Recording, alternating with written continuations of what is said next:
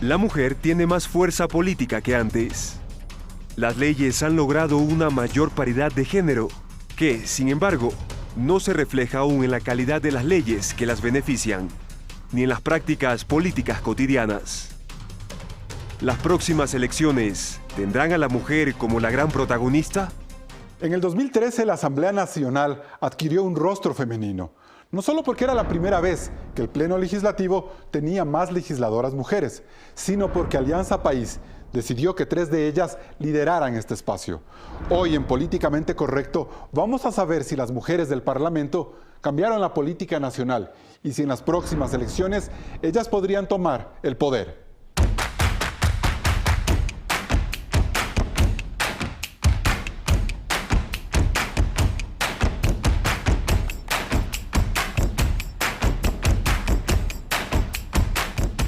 Hoy nos acompañan Silvia Buendía, jurista guayaquileña, política y comunicadora.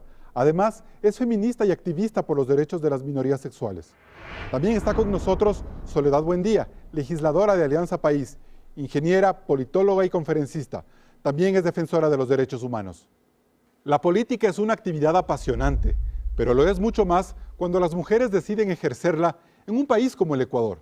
Si bien en los últimos años hemos visto a más mujeres participar en ella, los resultados demuestran que el machismo, como práctica política, sigue campante. De eso vamos a debatir en el programa de hoy con 2 invitadas de trayectoria. Veamos el primer reportaje de Claudia Roura. Nunca antes en la historia del Ecuador, el Parlamento tuvo tantas legisladoras como el actual.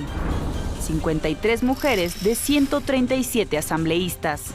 Para resaltar este hito, la mayoría legislativa comandada por Alianza País escogió a Gabriela Rivadeneira como presidenta de la Asamblea y a Rosana Alvarado y Marcela Guiñaga como las 2 vicepresidentas. El ingreso de la mujer en la política ecuatoriana ha sido lento. En el Congreso de 1979 no había diputadas. Y entre 1984 y 1990, la representación femenina fue en promedio el 5%. La ley de cuotas expedida en 1997 marcó el cambio, y elección tras elección, la presencia de la mujer fue creciendo hasta ser ahora el 39% de la representación parlamentaria. En el gabinete presidencial hay 8 mujeres con rango de ministro, lo que representa el 21% de todas las carteras de Estado. Ellas son Gabriela Rosero, María de los Ángeles Duarte, Lídice Larrea, Ledy Zúñiga, Margarita Guevara, Sandra Naranjo, Paola Pavón y Susana Dueñas. La paridad de género también se aplica en otros poderes del Estado. En la Corte Nacional de Justicia hay 9 juezas. En la Corte Constitucional, 6 magistradas. En el Consejo Nacional Electoral, 2 vocales. Y en el Consejo de Participación Ciudadana, 3 consejeras. ¿La mujer ecuatoriana está cambiando la política? Abogada, buen día. Cuéntenos, ¿cree usted que las leyes que se han dictado desde 1997 para acá han hecho ya todo lo posible para que exista paridad de género en la política ecuatoriana y que ya en materia legal no se puede hacer más? A ver, pregunta complicada. Sí, la ley de cuotas viene del movimiento de mujeres, porque las mujeres veíamos que simplemente no estábamos incluidas en las listas porque simplemente no nos incluían dentro de la política. Por este asunto, viste, de que las mujeres estamos en la casa y el asunto de la política es sucio, es público, no está bien que una mujer, no es algo bonito para una mujer. Muy pocas políticas, entonces viene la ley de cuotas, comienzan a cambiar. Mira tú que en el Congreso del 98 ya teníamos 5 diputadas que consiguieron más todavía, porque esta ley de cuotas... Una de ellas fue presidenta de la Asamblea incluso y no la dejaron continuar. Mira tú, Susana Carlos, González. Mira tú, Carlos, lo que sucede. En el año 98, con esta ley de cuotas que apenas ya estaba hablando, sobre todo del ámbito laboral, consigue que se haga también carne y realidad en el tema electoral. Y cada elección, tras elección, 5% más. Entonces, en este momento, en términos de paridad, tú ves estos números y dices, ¡qué maravilla! Esto está súper bien, porque sí tenemos mujeres, no solamente en la representación de la Asamblea, sino también en los gabinetes, en las subsecretarías, las asesoras, las juezas. Y dices, bueno, ¿qué cambio más enorme hemos dado? En términos de presencia de las mujeres, claro que sí. Perfecto. Asambleísta, buen día. Si bien a partir del 2009, cuando ya se institucionaliza todo el tema de la paridad de género y tenemos ahora incluso la necesidad de que las listas sean equiparadas entre hombres y mujeres, ¿por qué, sin embargo, siguen votando los ecuatorianos más por los hombres? Bueno, aquí es importante que señalemos que a partir de la Constitución del 2008 existe la paridad, secuencialidad y alternancia. Y esto marca una diferencia y por eso es que tenemos hoy, y quisiera corregir, el 42% de mujeres, porque las existe... electas, me refiero a las electas. Claro, a las electas, exactamente, sí. porque la cifra es de las electas, pero cuando hay renuncias de hombres se principalizan sus alternas, que son mujeres, en función justamente de esta alternancia y secuencialidad que existe. Aquí hay un problema mucho más allá de que los hombres voten por hombres, de que las mujeres voten por mujeres. Deberíamos tener 50% de asambleístas hombres y 50% Esto pasa de mujeres. Esa debería ser la nuestras realidad. organizaciones políticas, nuestros partidos políticos dejen a un lado el machismo, porque el machismo todavía sigue dentro de la sociedad ecuatoriana. Luchar contra ello no solo requiere de una ley de cuotas, de una ley que introduce como una constitución la paridad entre hombres y mujeres, sino una transformación ya más estructural. Asambleísta, no solo es un problema de los partidos políticos, es de la sociedad en general. Y yo le voy a explicar por qué. Mire, en la toma cenital que mostramos a continuación, podemos constatar que las mujeres tienen menos espacio cuando compiten por la presidencia de la República, la alcaldía de una ciudad o las prefecturas. Es decir, son candidaturas uninominales. Por ejemplo, entre 1978 y el año 2013, en el Ecuador se han postulado 92 candidatos a la presidencia de la República. 86 han sido hombres y apenas 6 mujeres. Y como compañeros de fórmula, la tendencia varía muy poco. 75 hombres han aspirado a la vicepresidencia de la República frente a 17 mujeres. En la actualidad, podemos decir que de las 23 prefecturas provinciales, solo 2 están dirigidas por mujeres. Y en las alcaldías, la situación es más dramática. Solo 16 alcaldesas para 221 cantones. Abogada, buen día. ¿Por qué el Ecuador escoge más a los hombres que a las mujeres? Porque tenemos un machismo estructural a todo nivel que es transversal, no es solamente en los, no sé, pues, socioeconómicamente en los niveles más bajos o en medio, es todo el país. Aquí tenemos un machismo estructural y sobre todo tenemos ese caudillismo político del macho castigador, ese que te manda a callar si eres mujer, ese que habla de la coloradita, ese que te dice, yo qué sé, gordita horrorosa. Ese que es presidente de la República. Ese que es presidente de la República, precisamente, que lo único que hace es, no sé, pues reafirmar ese machismo institucional, estructural, cultural del Ecuador. Porque ese es otro problema de las mujeres en la política. Cuando un hombre político dice cualquier cosa, no sé, pues se equivoca, alguien no está de acuerdo, se lo combate en el discurso. Cuando una mujer dice una cosa que alguien no está de acuerdo, que te acuestas con tal, que eres una fea, que esto, y se cuestiona su moral sexual, su aspecto físico, y es tan barato eso del aspecto físico, es tan barato esto de desprestigiar a una mujer. Porque los políticos que nos gobiernan tampoco es que son muy guapos que digamos, ¿no? No sé si son guapos, es que ¿sabes qué? Carlos, es absolutamente irrelevante, pero irrelevante cuando es totalmente, una mujer, entonces que si es coloradita, que si representa, que no se representa, que si es gordita, que si es horrorosa, pero eso nos pasa a las mujeres. ¿Tú te imaginas a un presidente de la República, un político, a un líder, etcétera, social, que de repente tiene un enfrentón con un, no sé, pues, con un hombre, homólogo, yo que sé, político, y que le dedica una canción? O le dice, es que está enamorado de mí, solo piensa en mí. Eso no lo hace con un hombre, eso nos lo hacen a las mujeres. No, también las hacen algunos hombres. Bueno, pero también porque somos homofóbicos, pues. Entonces, ¿cómo desprestigias a un hombre? No, ese man es del otro equipo. Típico. Pero a las mujeres, en cambio, ¿qué es lo que nos pasa? Que nos están cuestionando en lo que supuestamente la mujer tiene que ser virtuosa, que es nuestra moral sexual. Entonces, te pregunto y le pregunto también a Soledad, ¿qué nos pasa a las mujeres políticas cuando se meten una y otra vez con lo que supuestamente más nos duele? Asambleísta, ¿qué les pasa a las mujeres? Bueno, yo creo que es importante aquí que miremos en contexto.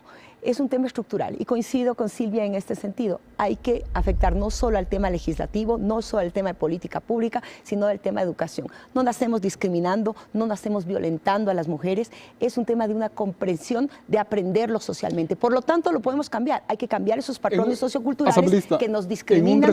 En un reciente foro de mujeres progresistas que lideró la presidenta de la Asamblea, Gabriela Rivadeneira, a inicios de mes, ella aseguraba que es necesario cambiar la matriz cultural para que la mujer siga teniendo más espacio en la política. Totalmente ¿Cómo de acuerdo. evaluar el discurso de Gabriela Rivadeneira cuando ella ha sido muchas veces a lo largo de estos años el centro de la crítica política, porque pese a su rol de mujer y de presidenta de la Asamblea, no ha tenido necesariamente un liderazgo consolidado cuando se la compara con las decisiones, por ejemplo, que ha presentado el presidente Correa, que ha tomado el presidente Correa a lo largo de la política en estos 3 años? Justamente lo que decía y el análisis que tú haces coincide lo que dice Silvia.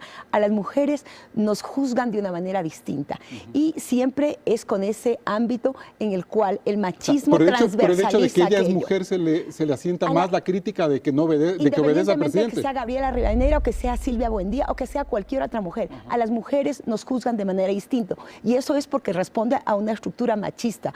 Y lo que tenemos que hacer es cambiar justamente esos patrones socioculturales y para ello necesitamos de autoridades, no solamente de mujeres que estemos en espacios públicos, en espacios políticos, liderando luchas, sino que tengamos una línea clarísima de hacia dónde vamos, cómo defender esos derechos de las mujeres. Y eso parte desde el hogar, desde la universidad, desde esas prácticas. Las mujeres para hacer política desde el hogar, desde esa casa, donde ahí empiezan a cuestionarte, a criticarte y te impiden salir adelante. Yo tenía 16 años cuando empecé esta lucha por la política y por los derechos de las mujeres. Era en el hogar, en el primer momento donde me bloqueaban, luego la sociedad, luego los partidos políticos, las organizaciones políticas, las organizaciones sociales donde las mujeres luchamos. Es parte justamente de una construcción distinta. Y no es una lucha que tenemos Silvia y yo hoy día, que tienen Gabriela y otras mujeres. Es una lucha que hemos heredado. Hemos avanzado muchísimo, pero hay muchísimo por hacer. Y las leyes tienen que seguir cambiando. Muchas gracias y sobre todo porque la construcción de ese liderazgo viene necesariamente de la gestión de las propias mujeres. Siga en Políticamente Correcto después del primer corte comercial. Después del corte, revisaremos las leyes que se han aprobado en la Asamblea a favor de la mujer ecuatoriana.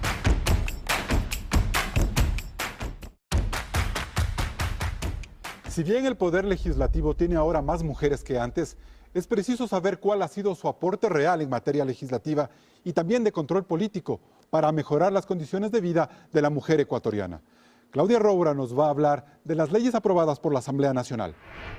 Desde el 2013, la Asamblea Nacional, dirigida por 3 mujeres, ha aprobado 49 leyes y reformas legales.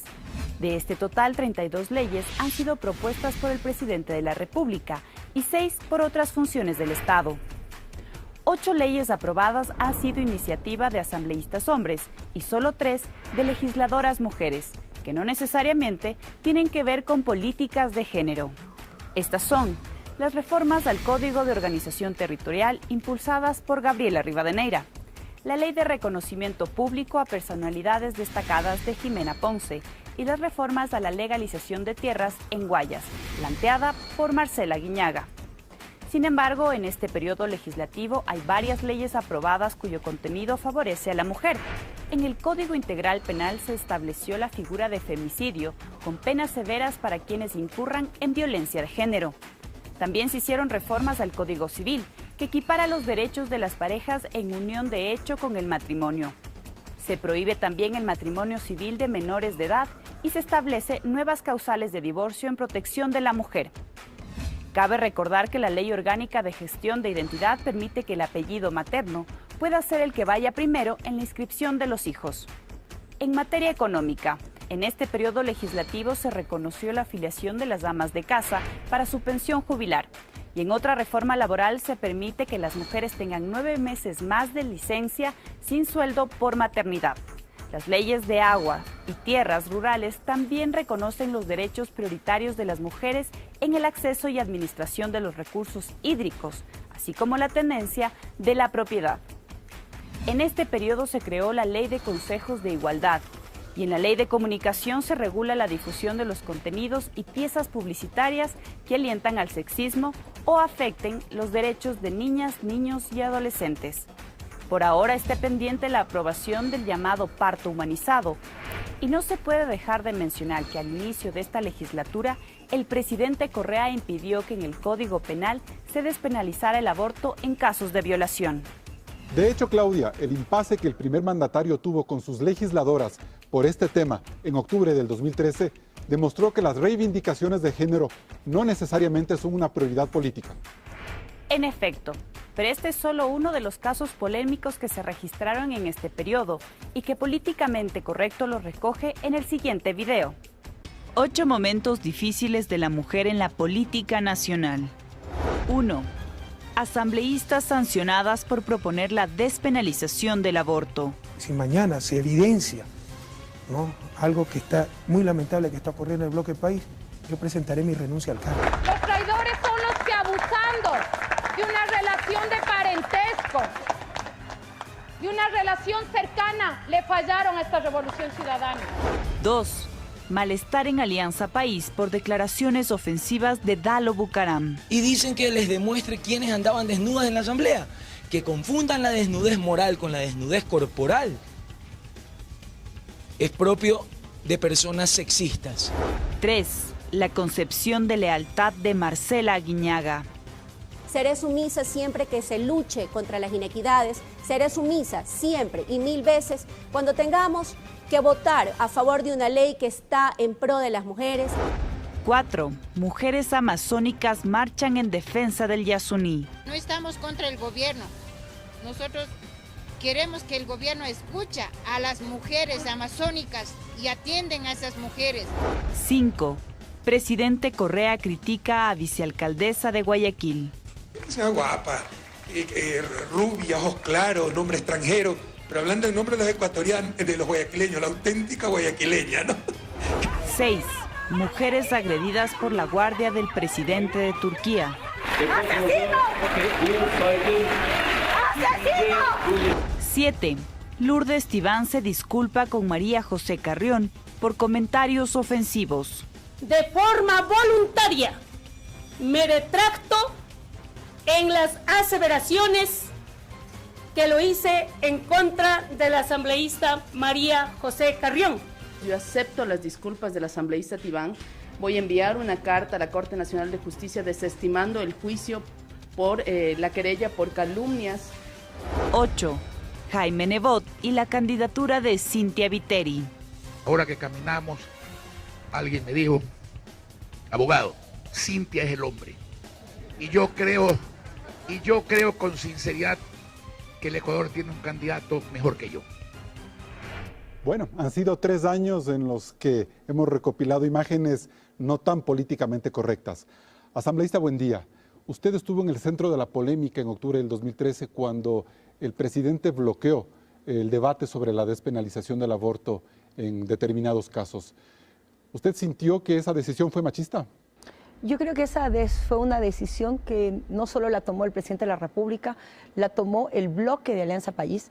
Nosotros planteamos un debate que consideramos en su momento y no hubo el debate. Y que consideramos hoy que está vigente, pero dentro de nuestro bloque legislativo no tuvimos acogida, no tuvimos mayoría. Creo que esto es una lucha que las mujeres hemos iniciado hace muchos años atrás y tendremos que continuar. Para una legisladora de su trayectoria, que usted reivindica su lucha desde los 16 años, ¿no era más fácil que usted dejara la asamblea, dejara el bloque y defendiera por lo que creía y no tener que someterse a la decisión machista y conservadora de un presidente que claramente lo dijo? Mis convicciones morales son las que cuentan en este momento. Yo creo que parte de la democracia y parte de la lucha que yo he emprendido es respetar a todos y sus criterios. Yo tengo mi criterio. ¿Merecía respeto esta decisión del presidente? Todas las posiciones y decisiones merecen respeto, aunque yo no las comparta.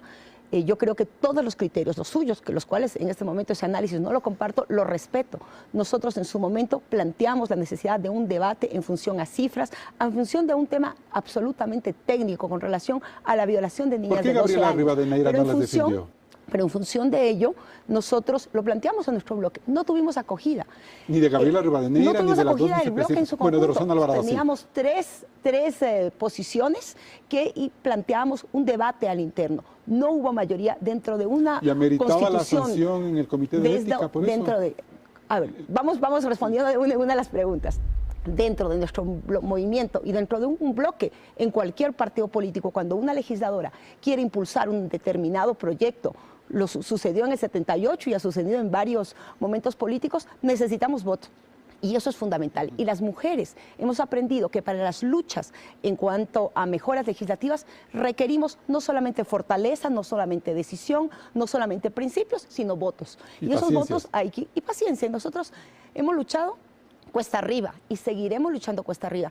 El que no existan las condiciones políticas en determinado momento, a nosotros no nos desgasta, a nosotros no nos disminuye, por el contrario, nos fortalece en que estamos en el camino correcto y que la lucha por principios tiene que continuar. Abogada, buen día. ¿La disciplina partidista pesa más que las convicciones en temas tan sensibles como el tema del género y del aborto en este caso? No debería, Carlos, y además yo te voy a contar una historia diferente a la que te está contando Soledad, porque sucede que las mujeres, el movimiento de mujeres, estábamos totalmente metidas en esta votación y en esta situación, whatsappeándonos con las asambleístas a lo bestia, porque era muy importante para nosotras. No solamente que se consiga despenalizar el aborto, por lo menos en caso de violación, no solamente a mujer idiota o demente, que se hable del tema, que se debata, porque la moción de Paola Pavón fue apenas, no seas malito, déjame debatir este artículo 150 para que por lo menos... el debate se fue por el lado de la traición. Veamos la posibilidad de, por lo menos, aunque sea mínimamente debatir, y lo mínimo que puede hacer una asambleísta comprometida, porque tenemos también pues pruebas de que técnicamente es necesario debatir este asunto, que es un asunto de salud pública. Por lo menos debatamos.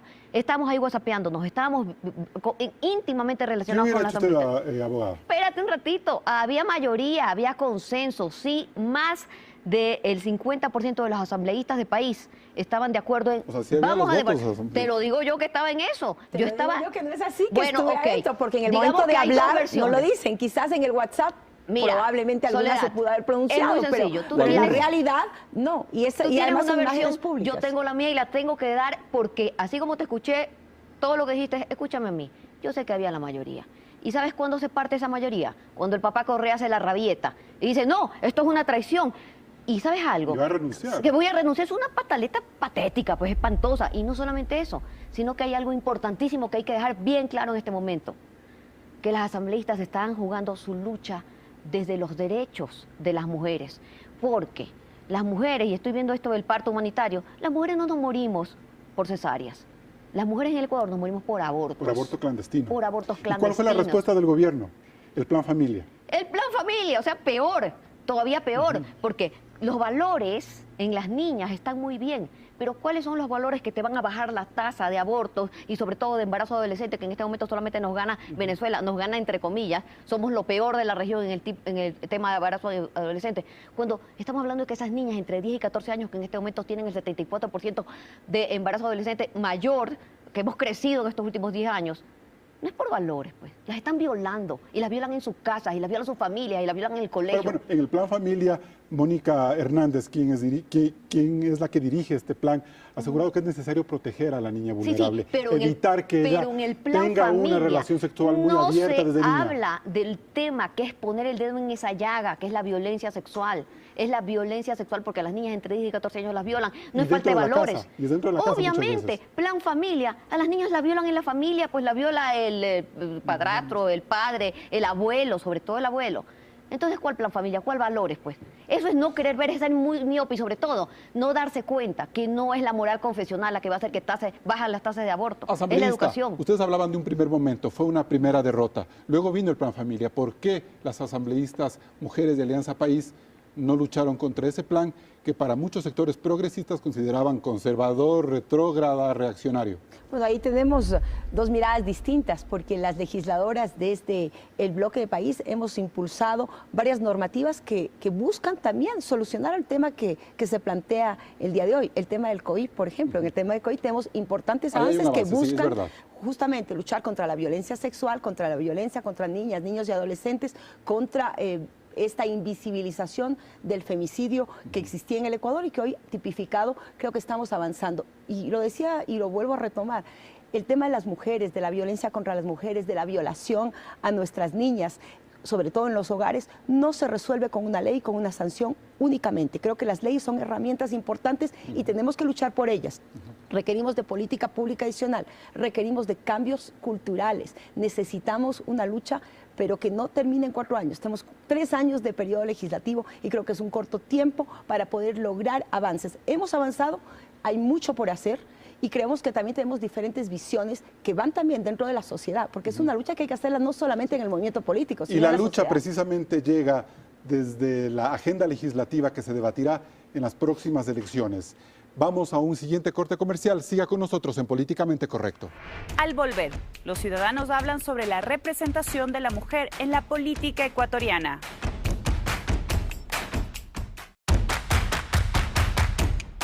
Políticamente Correcto preguntó a los ciudadanos sobre la representación de la mujer ecuatoriana y las deudas que tiene el país en temas de género.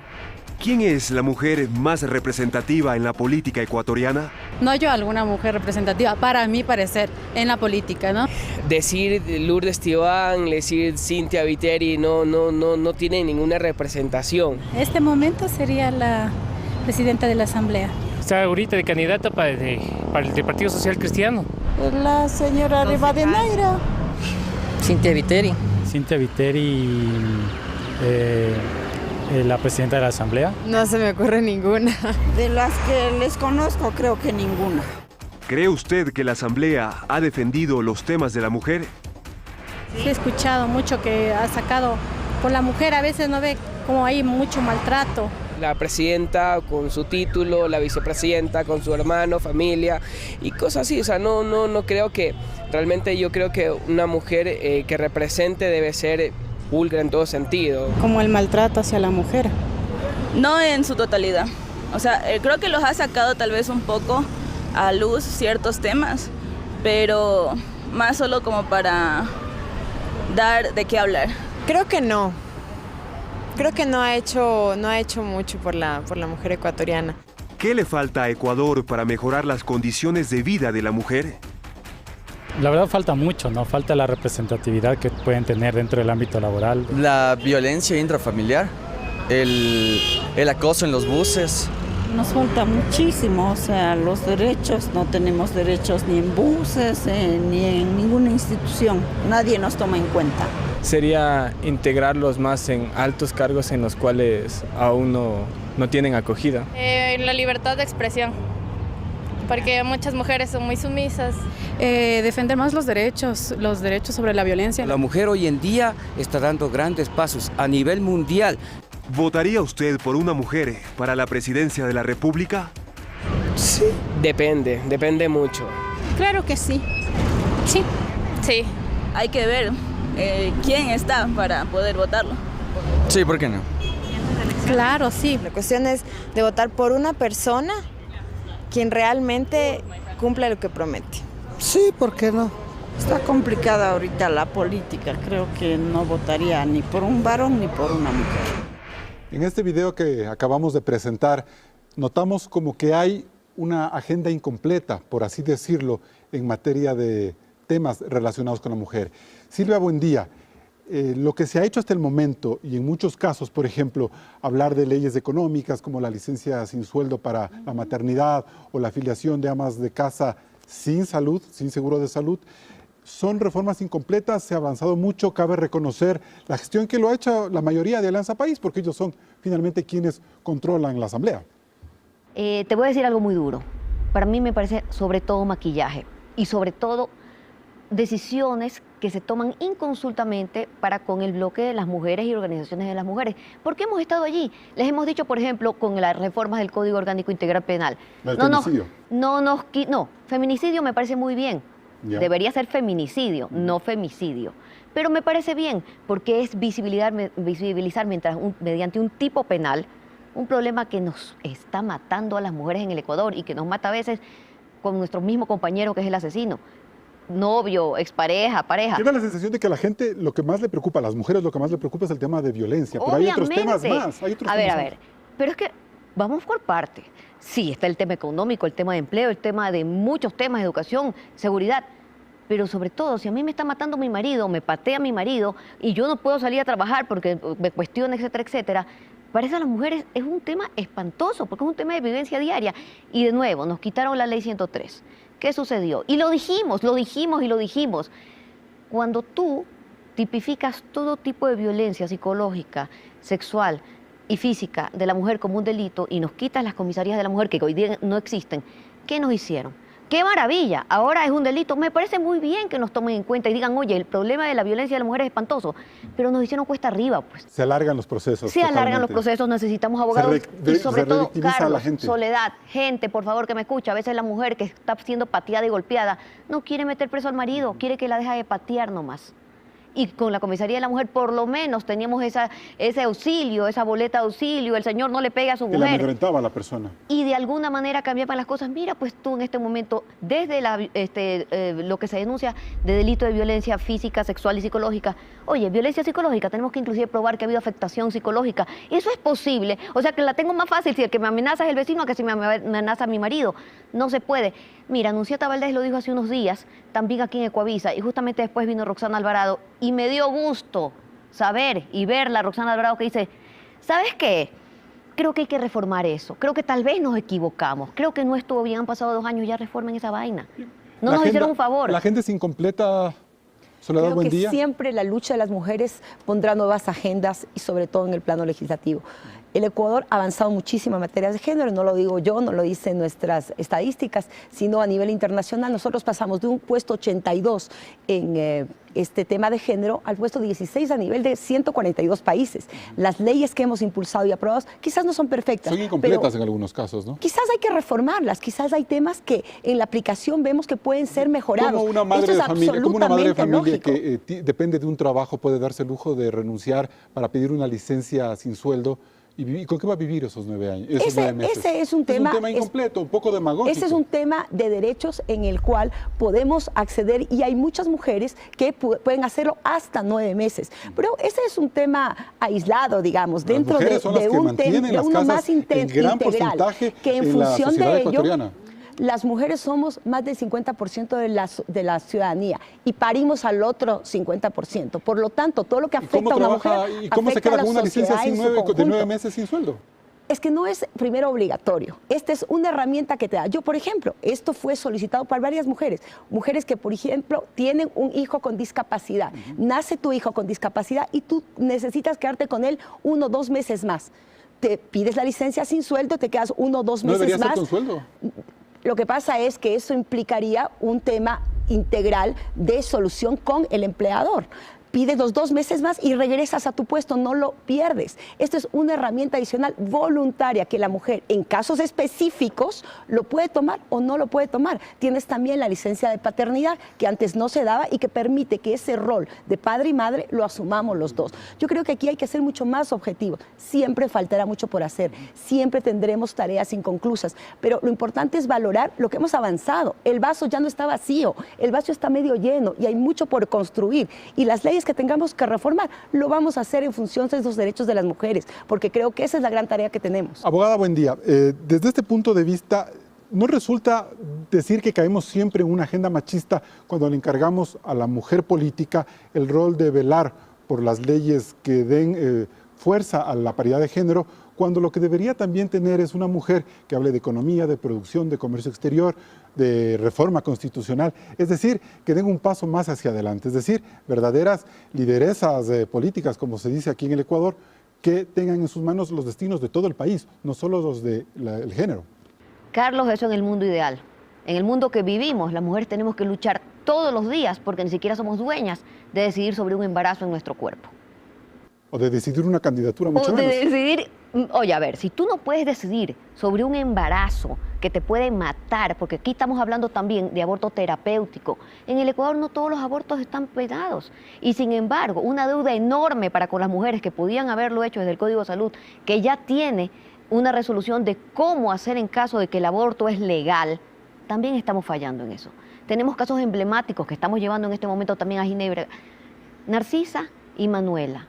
Narcisa es una mujer de 33 años que va al hospital de emergencia con un embarazo que lo está perdiendo, con un aborto sangrando. ¿Y qué le dice el doctor? Por miedo a que le pase algo. No, señora, pórtese machita, aguante. Un mes después esta mujer de estar muriéndose de dolor en su cama, tiene un aborto. Claro, porque la sanción a los médicos también evita que haya una transparencia en el manejo del aborto y que el aborto clandestino crezca con Manuela, por ejemplo, de manera exponencial. Carlos, Manuela es una joven indígena de 22 años con parálisis cerebral, ha sido violada.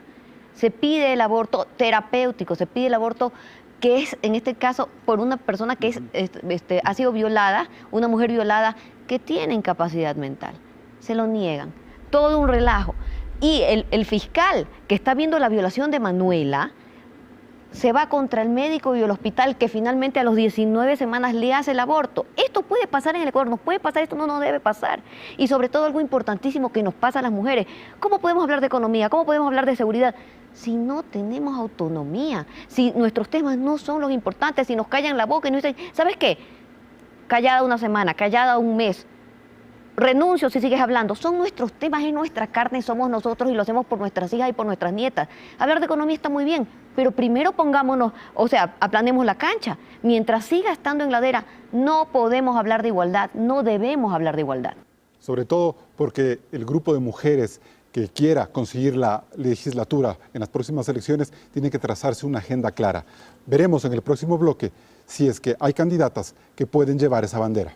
Alrededor del mundo, la mujer ocupa más espacios en todas las áreas de la sociedad. ¿Quiénes son las mujeres con mayor peso político en América? Se lo contamos después del corte.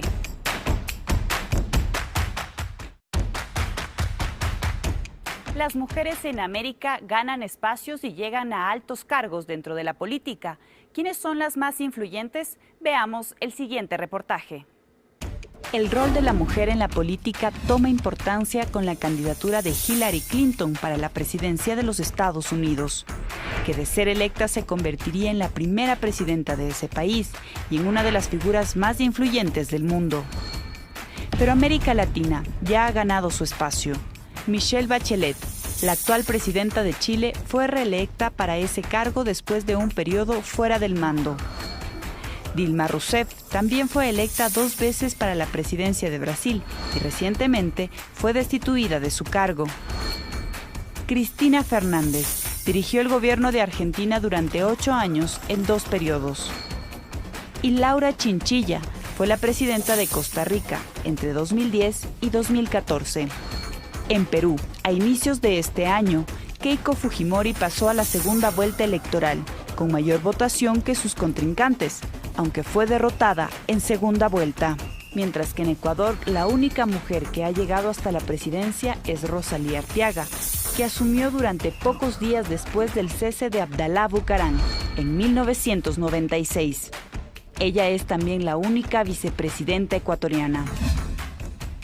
Ahora, de cara a las elecciones del 2017, hay 2 precandidatas, Cynthia Viteri y Lourdes Tibán. ¿Qué espacio hay para ellas en la política ecuatoriana? Bueno, las próximas elecciones serán claves para decidir si las mujeres pueden llevar la batuta de las decisiones de este país. Asambleísta, buen día. ¿Cómo mira Alianza País la posibilidad de que más mujeres se incorporen en cabezas de listas o quizás en el binomio presidencial que encabezará Lenín Moreno?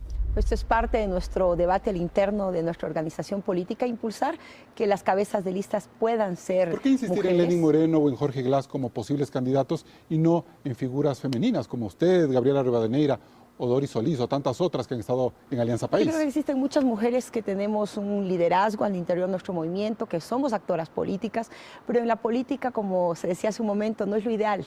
También existen otros elementos que hay que conjugar. Uno de ellos justamente son las encuestas, que son una herramienta y que te dan un posicionamiento, una imagen, ¿Por qué no se han posicionado una las mujeres credibilidad de determinados ¿Cómo se ha posicionado nombres? Glass o Lenín Moreno? ¿Solo por el hecho de ser vicepresidentes o porque están en la agenda Porque de Correa? estamos todavía en una sociedad estructuralmente machista, donde las mujeres tenemos muy complicada la situación para ir avanzando en política, porque tenemos primero que ver en que en el hogar tengamos esa relación en la cual no tengas esa violencia que te impide avanzar. Y ese es uno de los pasos Usted principales. que conoce de cerca Alianza País, Pachacútec, es decir, que ha estado cerca de los movimientos sociales, ¿cree usted que Lourdes Tibán finalmente va a poder ser candidata presidencial por el Acuerdo Nacional por el Cambio, tomando en cuenta que ahora todo el Pachacútec se le está desmembrando?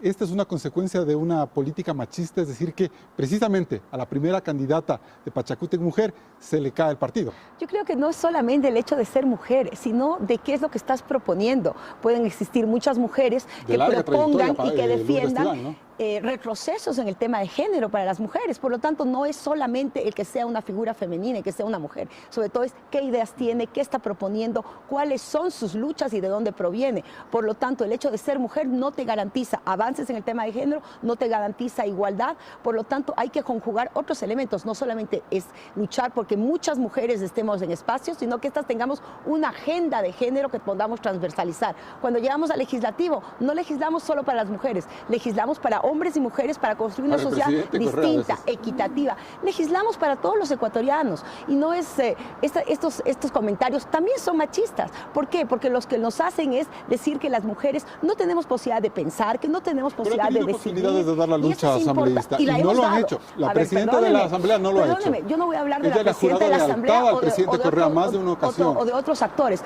Aquí tenemos, yo creo que usted está siendo incorrecto en sus apreciaciones, pero respeto que así lo piense, no lo comparto, pero aquí las mujeres tenemos que ser fieles a nuestros principios, a los que nosotros creemos, y en esa lucha no es una lucha en la cual yo me voy a ponerme a atacarle a usted necesariamente. Yo creo que tenemos que ser mucho más inteligentes y mucho más estratégicas para llegar a los espacios en los que hemos llegado. Y hemos llegado no solamente por nuestros méritos personales que muchas mujeres podemos tener, no de un u otro partido político, sino porque tenemos también una historia de muchas mujeres que dieron la lucha, que dieron la batalla, que tal vez están invisibilizadas en la historia, pero que estamos aquí también por esa sangre que derramaron, por esas luchas que ellas emprendieron. Abogada, buen día. La candidatura de Cynthia Viteri de concretarse el 30 de septiembre marca el mismo patrón machista que tiene la política ecuatoriana, es decir, una candidata que sale a la sombra del líder social cristiano Jaime Nebot. Mucha gente esperaba que él fuera el candidato, él decide dar un paso al costado y le pone a Cynthia Viteri para que sea la candidata. Mira, a mí Cynthia, que es mi amiga y que me parece una mujer extraordinariamente pilas, y esa man, sí, esa sí no es sumisa, esa man se la juega y se la ha jugado, tiene una trayectoria fantástica de defensa de los derechos. Ella ha reconocido el machismo que vivió el Partido Social Cristiano y ha sido víctima de él. Pero ¿qué me pasa con Cynthia Viteri? Que viene Nebot y dice, Cynthia es el hombre. No, por Dios. ¿Cómo puede haber una declaración tan machista, tan misógina y sobre todo tan atrasapueblo como Cynthia es el hombre? Hasta ahí llegué. Pues, ¿qué te pasa? Por otro lado, no es la mujer por la mujer.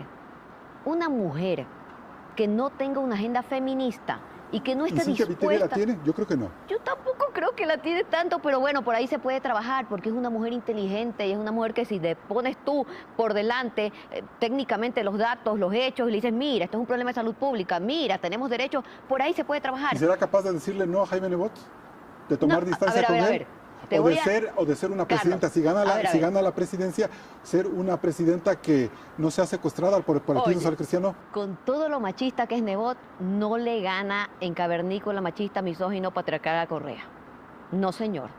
El Partido Social Cristiano es un partido machista de trayectoria. Totalmente. Y sin embargo, hoy día, la Revolución Ciudadana liderada por Correa, mira, eso sí que es el retroceso de compatas. Pero no puede hacerse un concurso de quién es más o menos machista. No, si el problema es que las mujeres tengan su mayor liderazgo. Solamente te estoy dando mi criterio.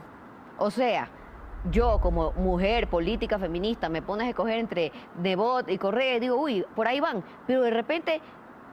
O sea, a mí me aterra sobre todo la moral confesional de Correa, que como yo soy católico se hace lo que yo quiero y inclusive se mete a decirle a las asambleístas en el momento en que tenían la oportunidad histórica de darnos algo, aunque sea algo a las mujeres, se callan la boca, porque si no renuncio, me voy a mi casa, me llevo la pelota y ya no juega nadie fútbol aquí.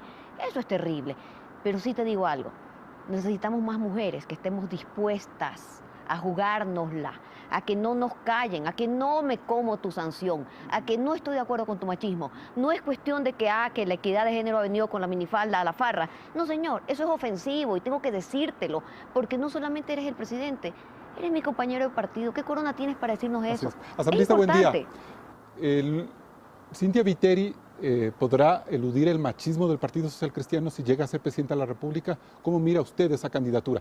Es la segunda vez que una mujer se candidatiza a la presidencia y es Cynthia Viteri. A mí mi cuestionamiento hacia Cynthia Viteri no es por ser mujer, es por la política neoliberal, la política que ha impulsado por el gobierno social cristiano, de derecha o de izquierda. Por ejemplo, yo votaré por una mujer que tenga una agenda de género, que tenga una línea política distinta. Por lo tanto, ella no la tiene. Ella lo que representa es intereses económicos particulares y obviamente a una sociedad machista. Aquí no es de buenos y malos, cuál es más bueno o menos bueno, cuál pega más o pega menos. Aquí lo que tenemos que hacer es cambiar esta sociedad de manera estructural para tener una sociedad equitativa. Y por lo tanto, atacar a uno o atacar a otro, el presidente Correa ha impulsado voluntariamente muchísimos los avances que hoy las mujeres estamos. Yo creo que Correa es parte de una sociedad machista. Él, en su particular expresión, muchas veces tiene chistes machistas como los tiene mi padre, como los tienen los padres de muchas de las mujeres que nos escuchan dentro de una sociedad. Pero Correa, con su condición masculina, pues ha impulsado muchísimos más avances que muchos otros que se dicen no ser machistas. Por lo tanto, aquí sí es importante puntualizar aquello. La voluntad política de Rafael Correa para los cambios que han habido en beneficio de las mujeres ha sido fundamental para estos cambios que hemos avanzado. Hacemos un último corte y volvemos con este interesante debate ya en la etapa de las conclusiones. Sigamos en Políticamente Correcto.